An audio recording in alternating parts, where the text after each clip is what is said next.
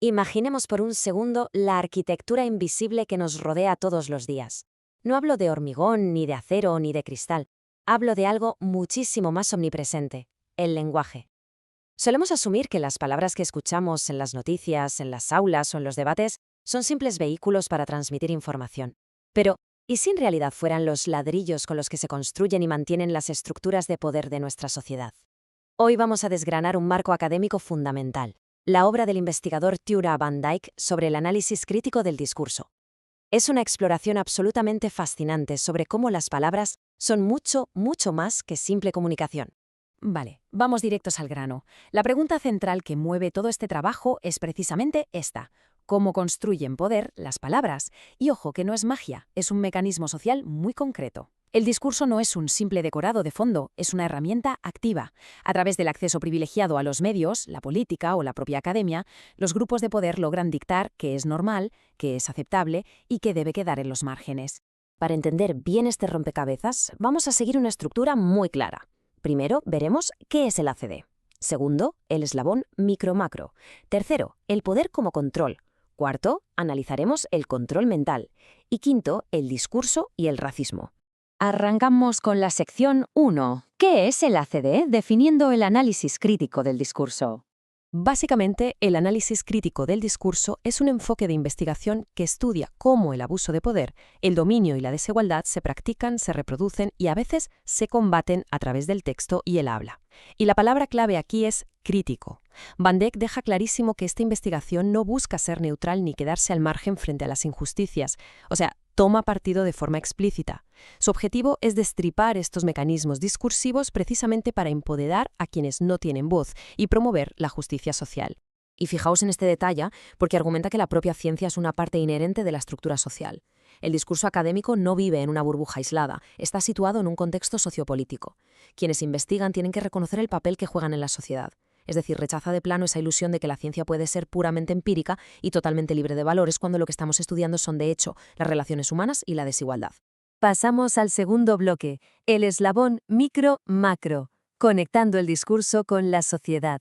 Esto ilustra a la perfección cómo interactúan dos dimensiones que a veces parecen separadas. Por un lado, en el nivel micro, tenemos las interacciones cotidianas, una charla, un artículo de opinión o el discurso de un político individual. Y por otro, en el nivel macro, tenemos los grandes engranajes, las instituciones, el poder social a gran escala, las políticas de Estado.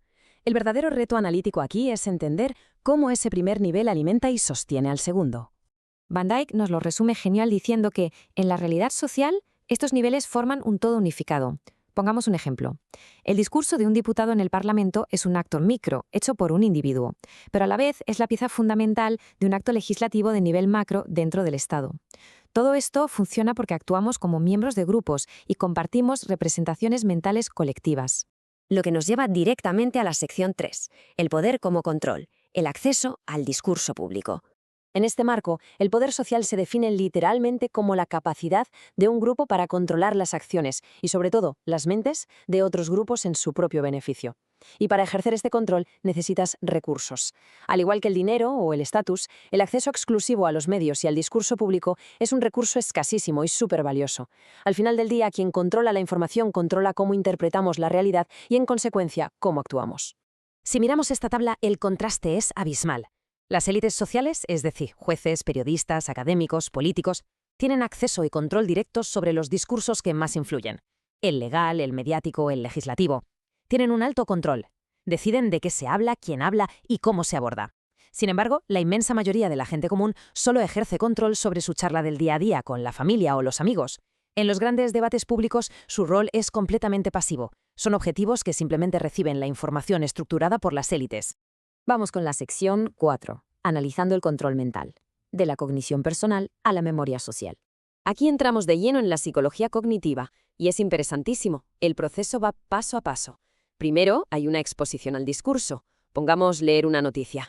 Al leerla, construimos modelos de contexto, evaluando si la fuente nos parece creíble.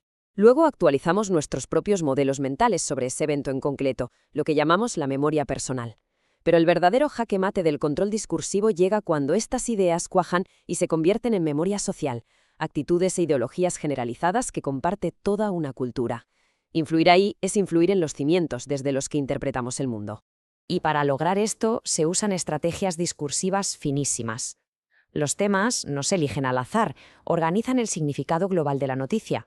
Si un grupo marginado siempre aparece ligado a temas de conflicto, esa será la imagen global que se forme en la audiencia.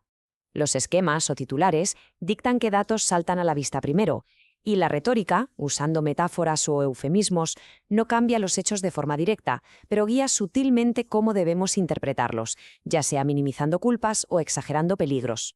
Y llegamos a la quinta y última sección, el discurso y el racismo, el caso de la desigualdad étnica.